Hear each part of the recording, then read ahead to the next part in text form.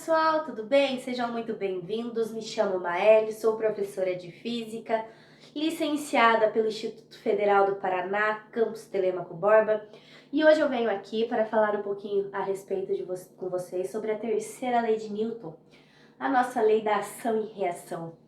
Bom, e para iniciar a nossa aula, eu gostaria de fazer uma pergunta para você. O que você compreende quando eu te digo que para toda ação existe uma reação?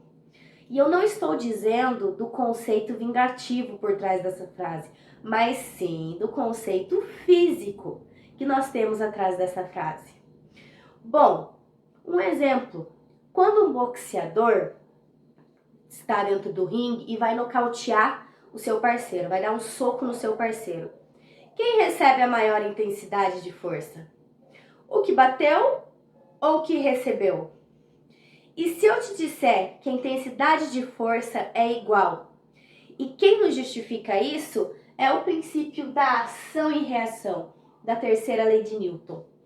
Porque Newton nos diz que para toda força de ação corresponde uma reação, de modo que essa força tem sempre a mesma intensidade, mesmo valor, mesma direção, horizontal ou vertical, e sentidos opostos, ou é para a direita ou é para a esquerda. Enquanto uma está para a direita, a outra está para a esquerda. Enquanto uma está para cima, a outra vai estar para baixo, tá? Estando aplicadas em corpos diferentes. Sendo assim, para que haja um par de ação e reação, eu preciso de dois corpos diferentes. Beleza? Pro, como assim? O que quer dizer isso? Observem comigo este bonequinho, tá? A partir do momento que o bonequinho toca na caixa com as suas mãozinhas, automaticamente a caixa também toca nesse bonequinho. Ou seja, a partir do momento que esse bonequinho deu a ação de tocar na caixa, a reação da caixa é tocar na mão do bonequinho. Quando eu digo para vocês que ele tem a mesma intensidade de força, é o mesmo valor. Ou seja, se esse bonequinho aplica uma força, que eu vou chamar de força AB, sobre a caixa horizontalmente para a direita, com um valor de 10 newtons, a caixa aplica uma força de BA horizontal para a esquerda, também com uma intensidade de força de 10 newtons, tá? Ou seja, elas nunca irão se anular, beleza? As forças, os pares de força de ação e reação, elas não se anulam. Sendo assim, o módulo da força de AB é igual ao módulo com sentido oposto à força de BA.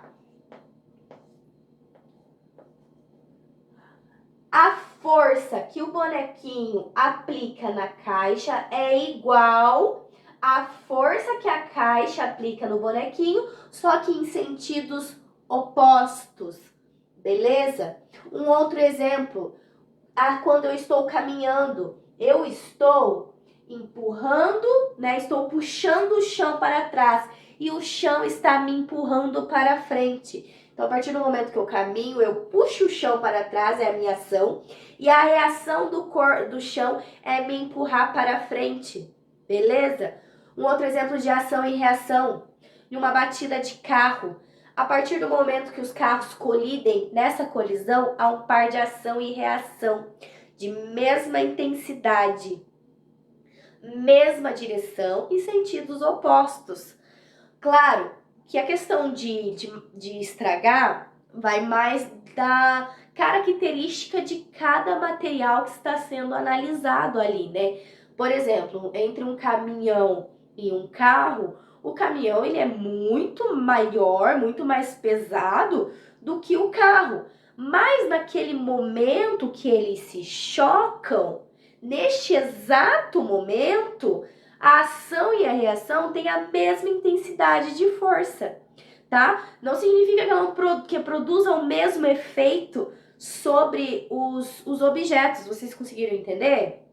Então, um outro exemplo, né? Se eu empurro o quadro com uma força de 10 newtons, o quadro também me empurra com uma força de 10 newtons. A reação dele é em sentido contrário, tá bom? Então, pessoal, para que haja uma ação e reação, eu preciso que elas tenham a mesma intensidade de força, mesma direção e sentidos opostos, beleza? Além, né, da nossa força de contato, nós temos a nossa força de campo, tá?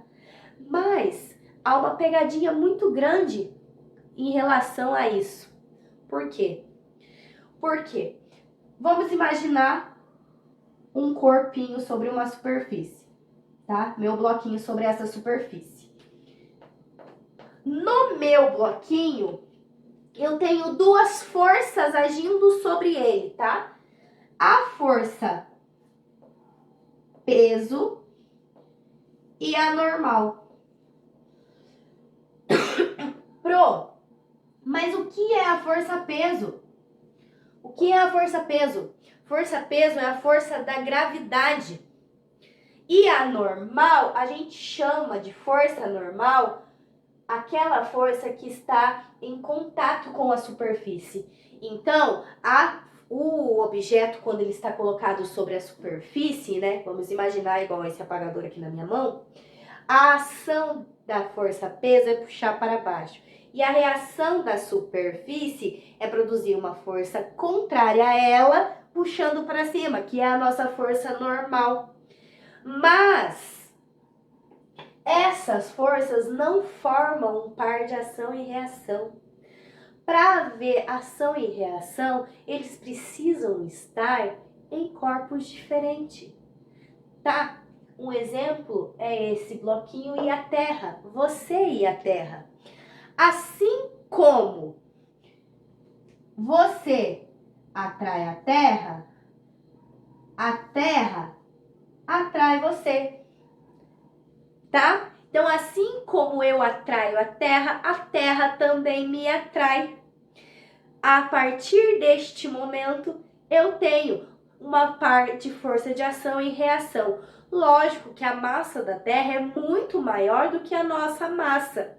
Sendo assim, é mais fácil a gente, né, se locomover sobre a Terra do que ao contrário, tá? Mas eu preciso que vocês entendam que para que haja um par de ação e reação, elas têm que ter a mesma intensidade, a mesma direção e sentidos opostos e aplicadas em dois corpos diferentes, tá? Assim como eu mostrei nesses exemplos, tá? Assim como a nossa força ela pode ser de contato, quanto ela pode ser força de campo, que é uma força, né, sobre uma força gravitacional. Beleza, pessoal? Pessoal, então essa foi a nossa aula sobre ação e reação. Eu estou introduzindo um pouco o conceito com vocês. Espero que na próxima aula a gente possa aprofundar mais esse conceito. Espero que tenha ficado claro que para toda ação e reação, para que haja uma ação e uma reação, eu preciso que elas tenham a mesma intensidade, mesma direção, sentidos opostos e que tenha dois corpos, tá? Para que um exerça a ação e o outro exerça a reação. Beleza, pessoal? Então é isso. Até mais. Muito obrigada. Tchau, tchau.